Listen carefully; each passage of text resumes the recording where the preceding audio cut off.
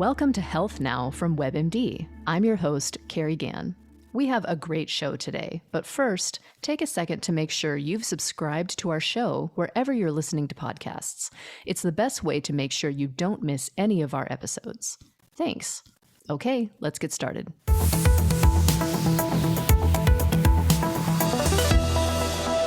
Our guest today, Sandra Abravaya, co-founded the nonprofit group I Am ALS with her husband, Brian Wallach. Brian was just 37 when he found out he had ALS. Sandra is his main caregiver. Today, they advocate for ALS research and support the ALS community while raising their two young daughters. You may have heard ALS called Lou Gehrig's disease, after the famous baseball player who had the condition decades ago. You may have even seen viral videos of the Ice Bucket Challenge a few years ago for ALS awareness. ALS steals a person's physical abilities while leaving their mind intact. It currently has only 2 FDA-approved treatments, and there's no cure. And the condition is always fatal, usually within 2 to 5 years after diagnosis. As devastating as ALS is, caregiving is also needed by people with many other conditions. It's often done by a loved one who wants to help, even though they aren't trained for it. Caregiving can be deeply rewarding, and it can also be very stressful, especially if you also have young kids or a job. You can end up burning the candle at both ends. So if you take care of a loved one who's ill, you'll want to listen in as Sandra shares how she juggles it all and about her work as an ALS advocate. Sandra, thanks for joining us today. Thank you so much for inviting me to be on. I'm very excited to talk to you. You have so many roles. You're a caregiver, you're a mother, a wife, a leader, and an advocate in the ALS community. But we want to start by talking about you. For our listeners who don't know you yet, how would you like to introduce yourself?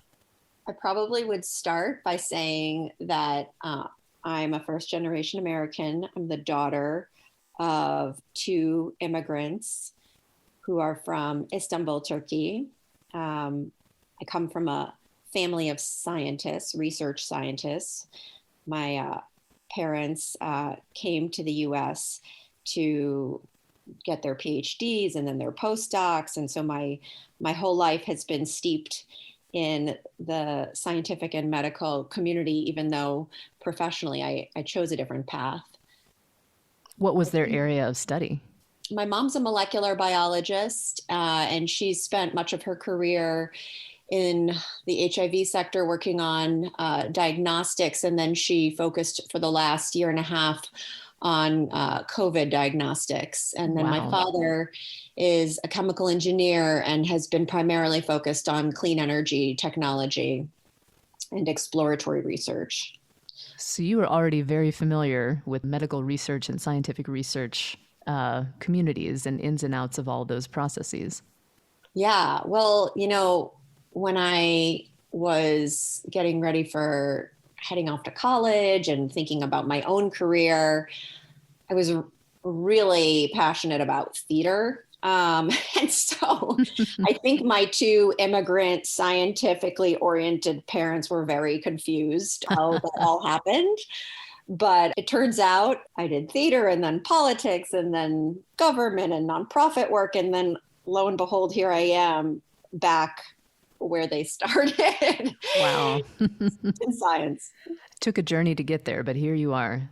Yeah, I guess I couldn't get away from it. So, right. Yeah. Well, how did you and Brian meet?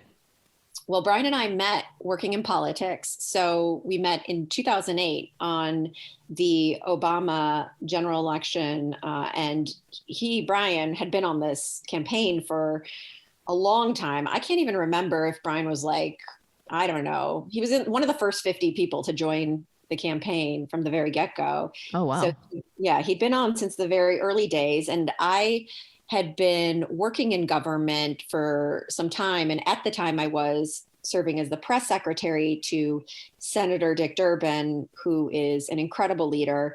I joined the Obama campaign for the general election. So Brian and I ended up meeting up in New Hampshire, where in the general election, he was the New Hampshire political director and I was the New Hampshire communications director. So yes, okay. Often told a campaign romance story. There you go. Well, when did you know that he was the one?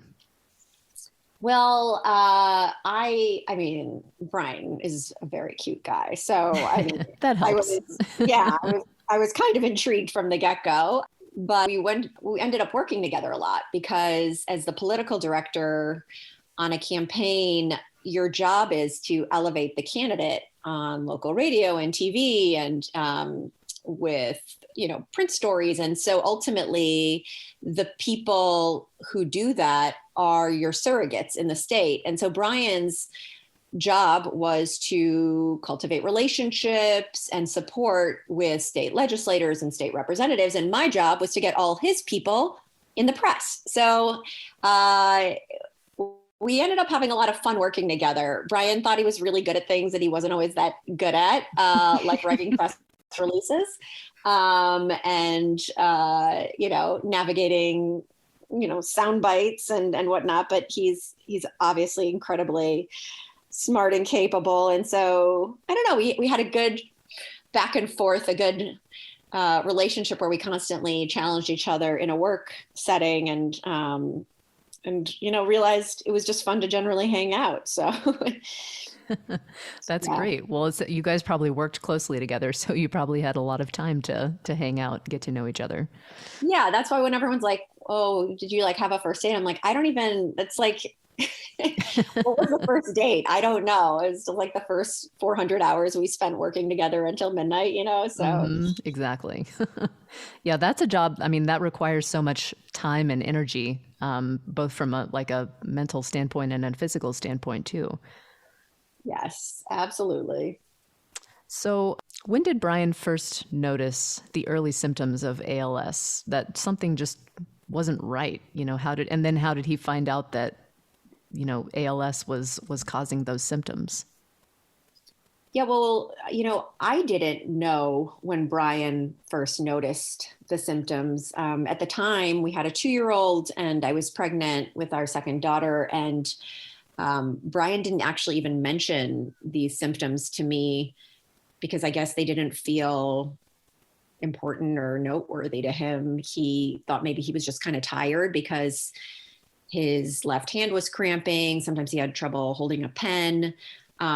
He was working really long hours as a federal prosecutor in the Gang and Violent Crimes Division in the city of Chicago. He was also managing the lion's share of like the household duties because, I was a bit spent and, needed a lot of help as the pregnancy continued and I got more and more tired. So we all kind of, Brian assumed that he just wasn't feeling energetic. Right. I mean, you had a 2-year-old and you were working full time. It's easy to see how you'd make that connection.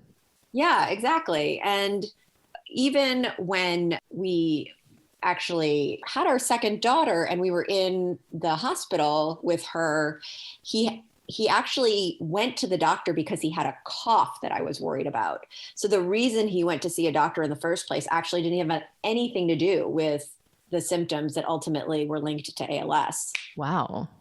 So how did that come up? I mean, just a general exam and the doctor kind of spotted some warning signs?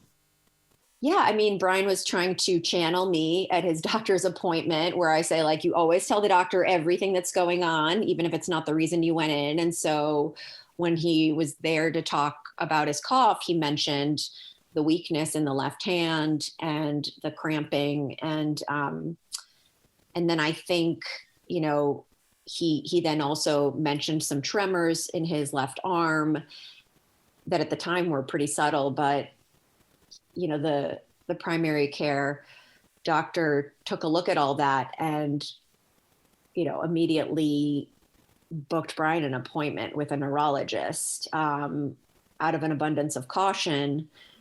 And then Brian went to that appointment with the neurologist, but I didn't put 2 and 2 together. He didn't say anything along the lines of, hey, I had this like normal primary care doctor appointment, but the doctor noticed something really troubling potentially. And so I'm going to see this neurologist and he rushed me. And like, that was not the conversation. Right. The conversation was just, hey, I went to see the doctor. He's not worried about the cough, but he's like having me see another doctor. Right. That was the conversation.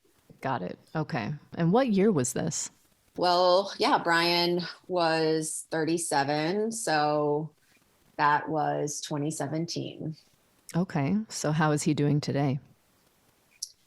Well, today, Brian is mostly wheelchair bound and he is struggling to be able to speak clearly. But he's doing so with the assistance of a bit of a microphone device. He is still using his own voice, but he can't move very easily and he's lost a lot of ability. That said, we are 4 years into the diagnosis, and about 75% of the people who were diagnosed the day we were are dead. So Wow. at the end of the day, we are struggling, but we are also very grateful to be among the very few people who are still alive. That's pretty extraordinary to know that. How does he, from a mental health standpoint, how is he doing? Brian is a very driven, positive person. I wouldn't say optimist because I think at times that suggests some level of naivete, and that is not how Brian operates. He is both a realist and optimist while being very driven. And so we have thrown ourselves into doing absolutely everything within our power to partner with others to change the course of this disease. So, what does your day typically look like for you specifically as Brian's caregiver? Yeah, well, before COVID, I was working full time. I have founded two different education nonprofits and was the CEO of the nonprofit I was with at the time. I had been there in that role as CEO for 5 years. And then in October, I stepped down from the organization because ultimately, over the course of the pandemic, Brian went from being able to move and walk with some assistance to the disease accelerating a bit more rapidly and becoming pretty disabled. And ultimately, I could not navigate what I wanted and needed to do to support Brian and leading my nonprofit. And so after stepping down from my role as CEO, I have really focused on the advocacy work that we do, and then, of course, the caregiving support. It's been a journey. Right. Does anyone help out, whether it's family or I'm not sure if you have professional caregivers that come in as well?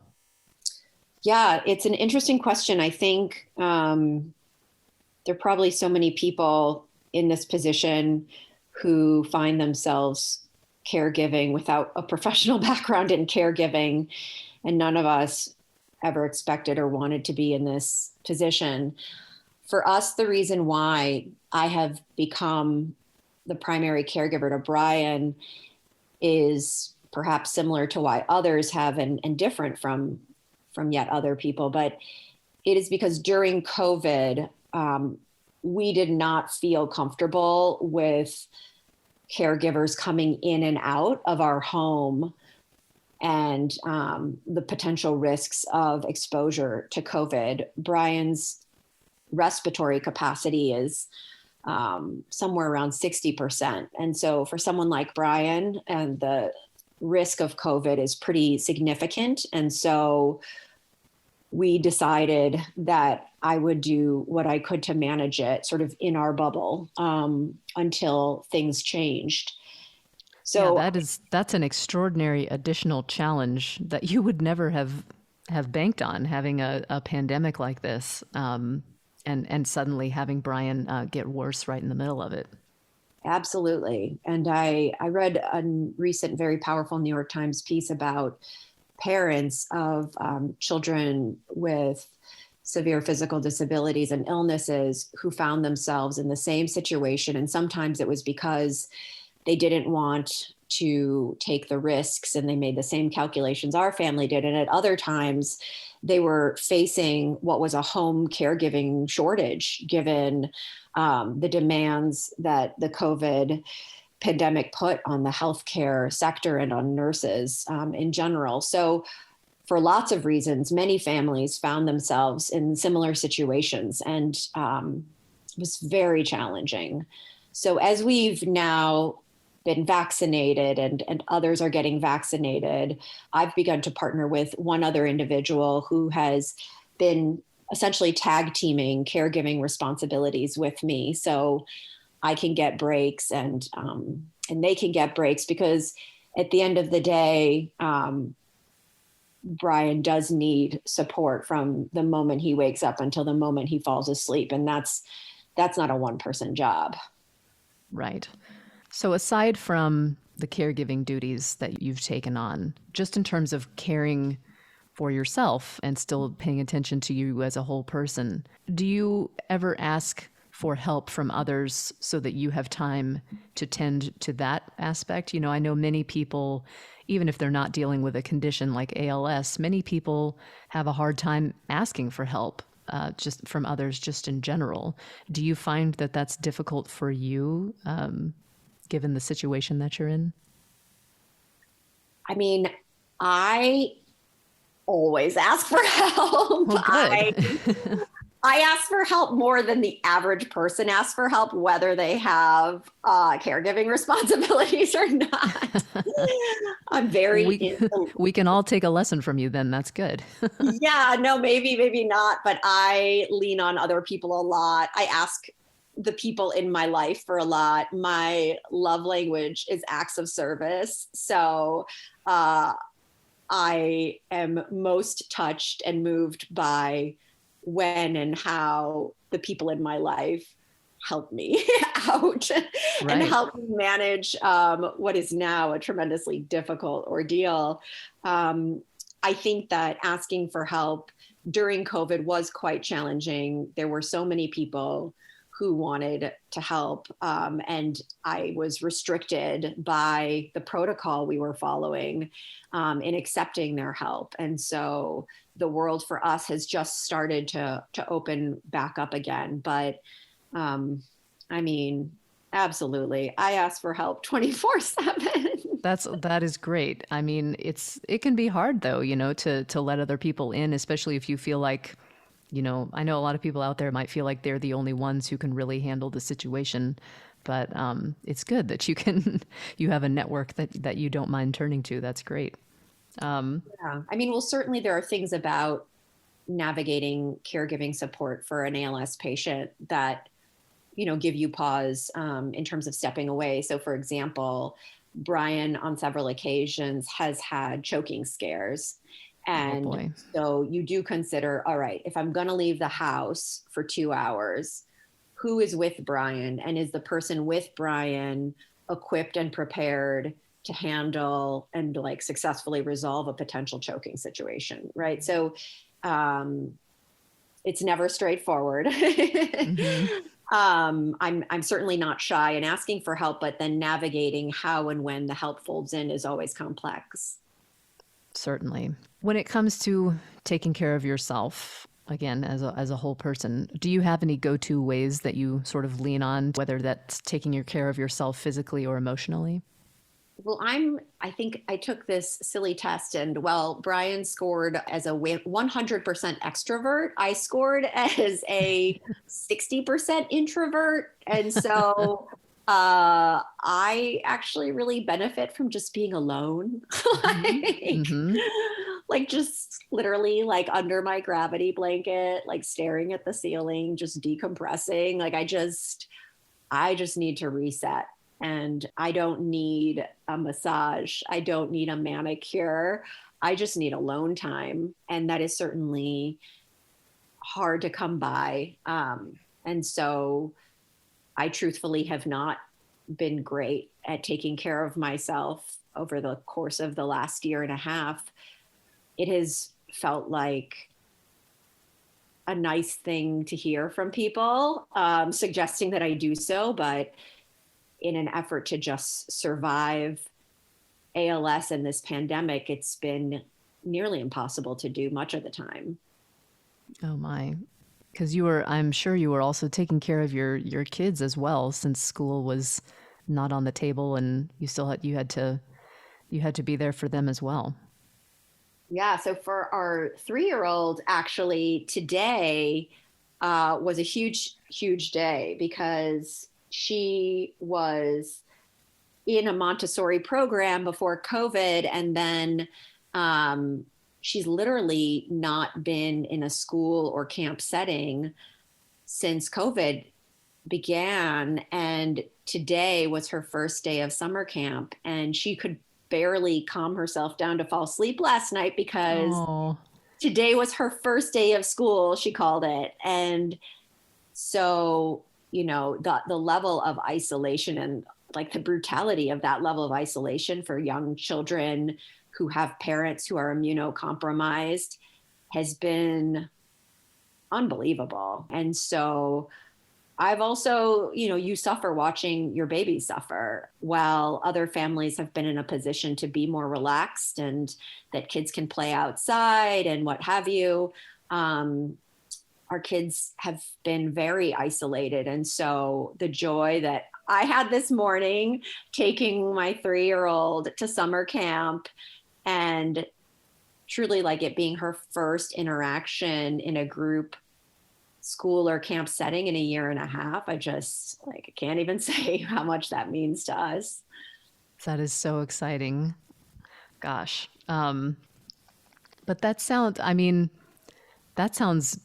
doubly exhausting for you to have taken care of. You were keeping your family afloat on all fronts for the last year and a half or so. Yeah, I've certainly, to your point, I have, asked for help and taken it where possible. So our families have done a really heroic job of kind of bubbling with us and helping where they can. So Brian's mom had just recently retired from, being a career attorney in the government when we were diagnosed, and she sold her home in DC and she moved to the area. And during COVID, she essentially bubbled with us for, the entirety of that time, and has taken on a great deal of the tag teaming support with childcare with me, with ALS in particular. Keeping your weight on is very important. The disease, in some ways, it makes you like burn your calories faster, or it's harder to keep your weight up. And so she's taken on the lion's share of the cooking and helping Brian keep his weight on.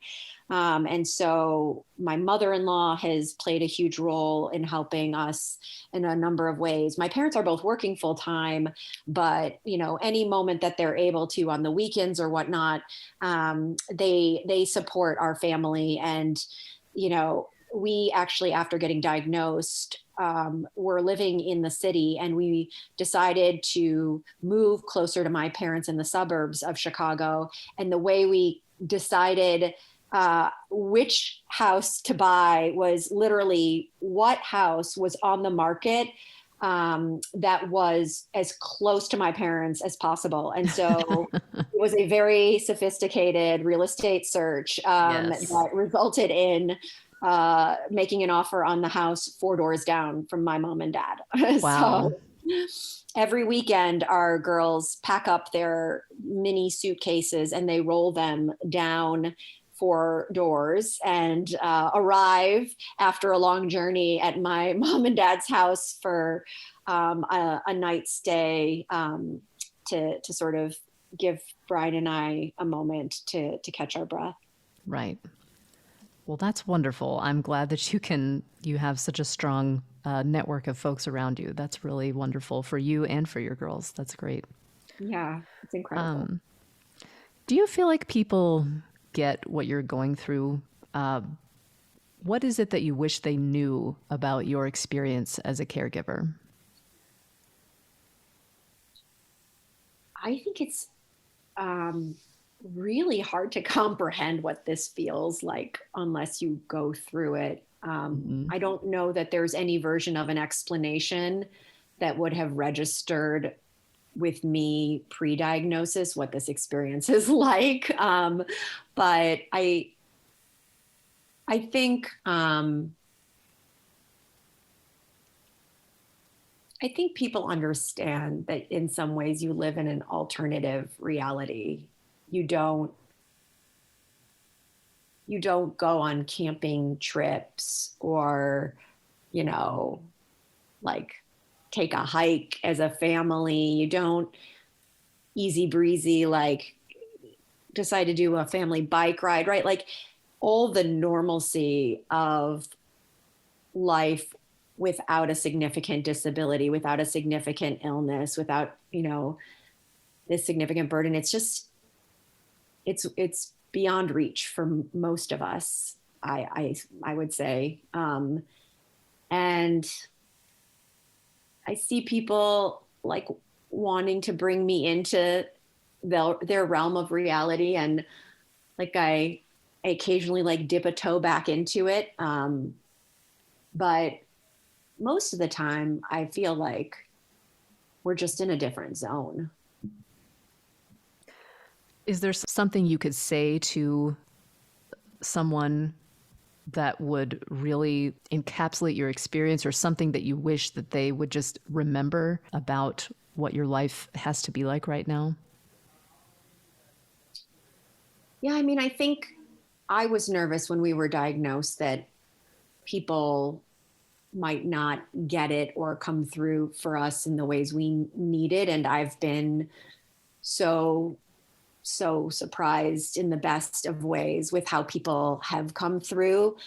I think ultimately it's that your life is so complex and challenging to navigate that when you make an ask of someone, it's exactly what you need, right? Like you don't need it to be like what you asked for minus or plus X or Y. You like literally just need whoever you asked to help you with exactly what you need, exactly the way you asked for it. So that's something I think is important for people who are trying to help caregivers here, because caregivers lie awake at night trying to map out exactly how to make their lives function.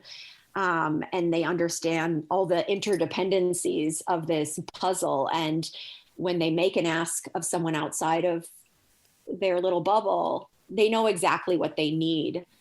And so in supporting a caregiver, being able to, at the ready, just respond to exactly what they said they need help with, exactly in the way that they need that help, is really important. Right. You've already done all the thinking and all the planning. You just need someone to execute what you're Yes, asking. I don't need a thought partner. Trust me. All I do Yep. is think about it. You are the ultimate expert, so what you Yeah. say should go. That makes Yes. sense. Yes.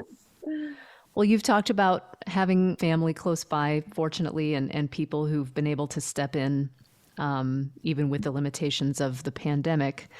But on the other hand, did you have people who kind of vanished from your lives after Brian's diagnosis because they didn't know what to say, they didn't know what to do? And what do you wish, perhaps, if there are those people, what do you wish they had done instead?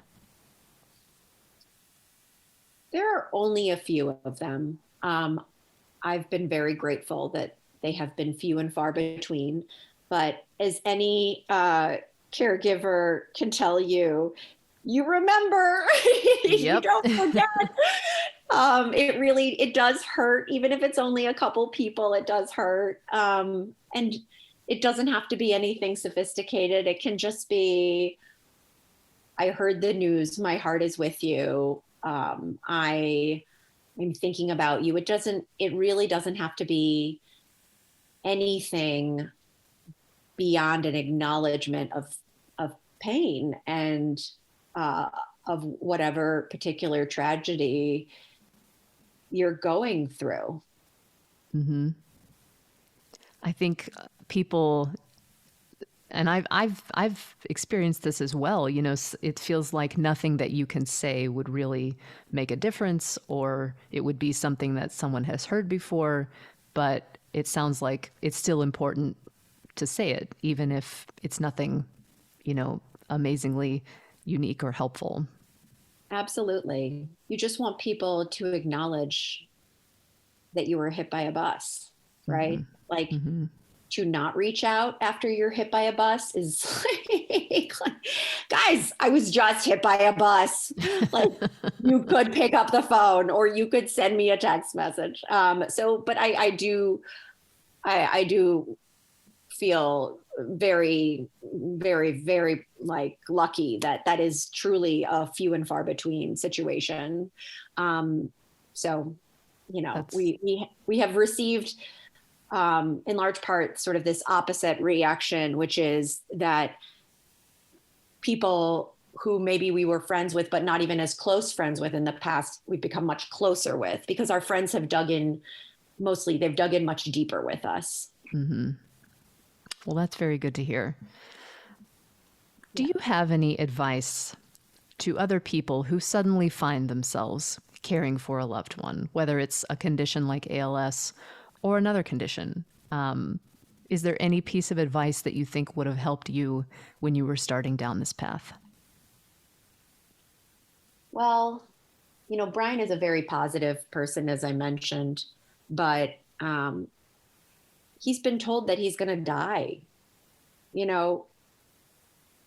before 40, around 40, like he's losing all of his capabilities. So anyone who's told something like that it's very painful. And even though Brian is so driven and so energetic, there are times when he is sad and he is angry at the disease. But as his caregiver, I'm the one who might be the recipient of that anger. And I think that's very hard for caregivers, because you're doing everything you can to keep your person alive. And they're in the most incredible pain that is imaginable. And then they direct that anger towards you, and it can break you. Yeah, even if it's not, even if you were to think about it and it's not at you, it probably feels in the moment like, well, what else am I supposed to do? Yeah. Mm-hmm. Yeah. And so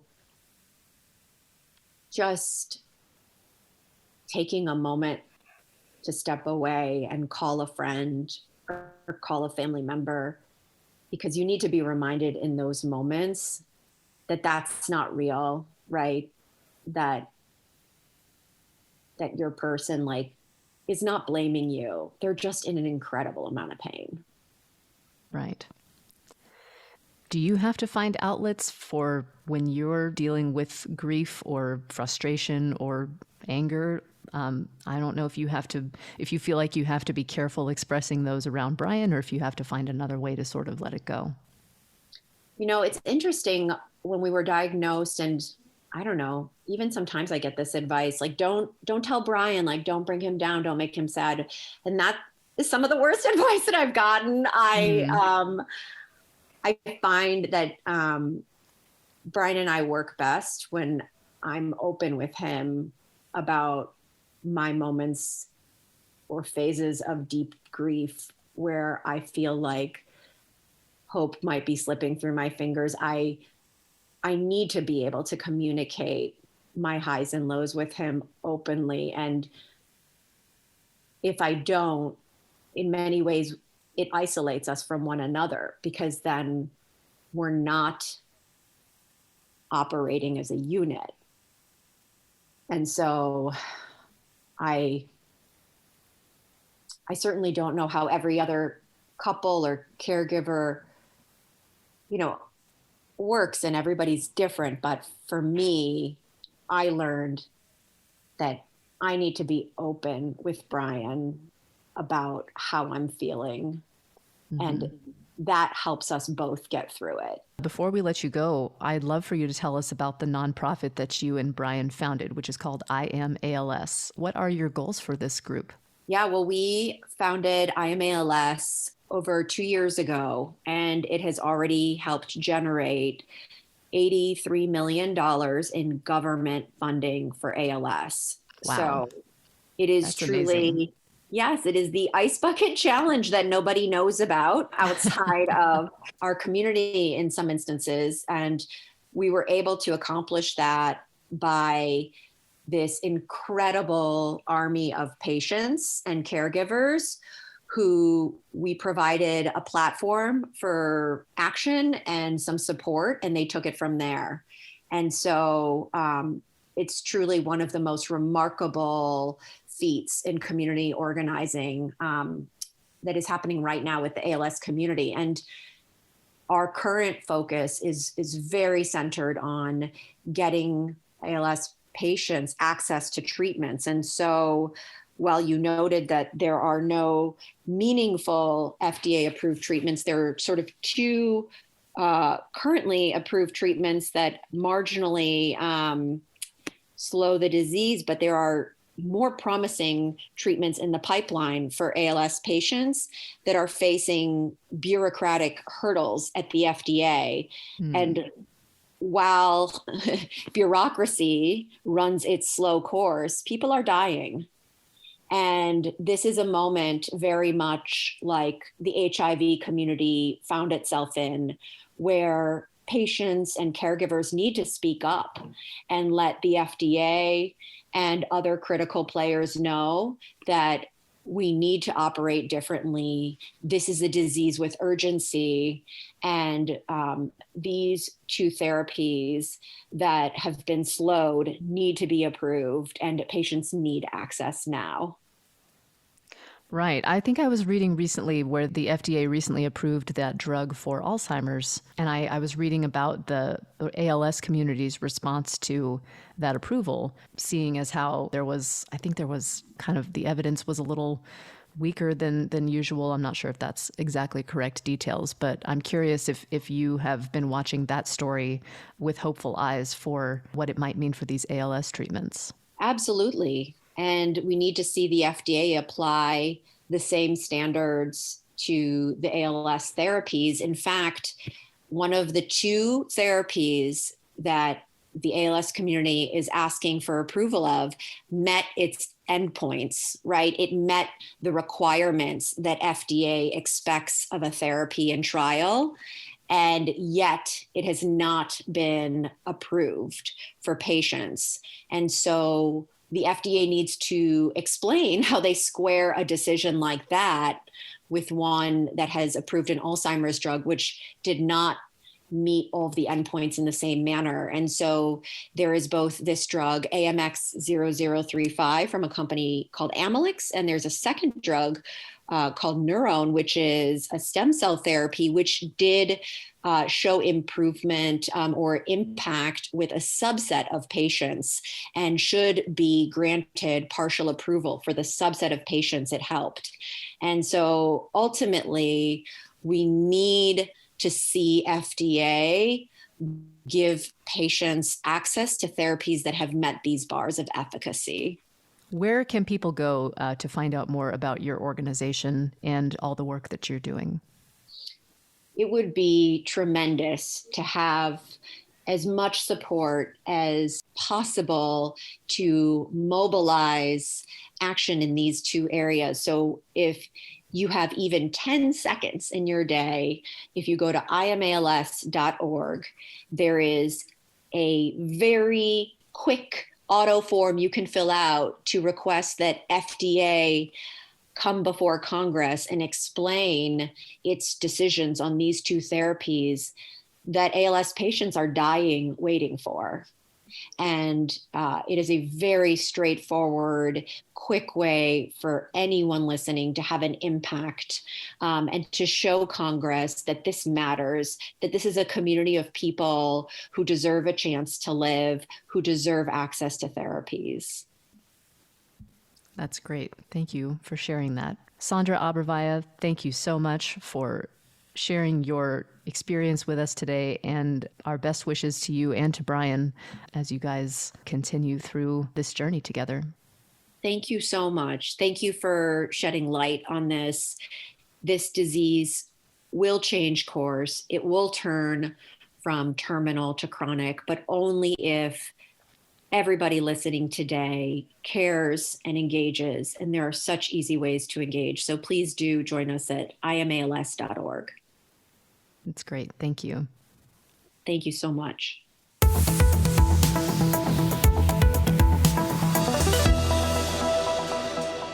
Thanks so much for joining us today. Hope everyone has a great week, and we'll talk to you next time.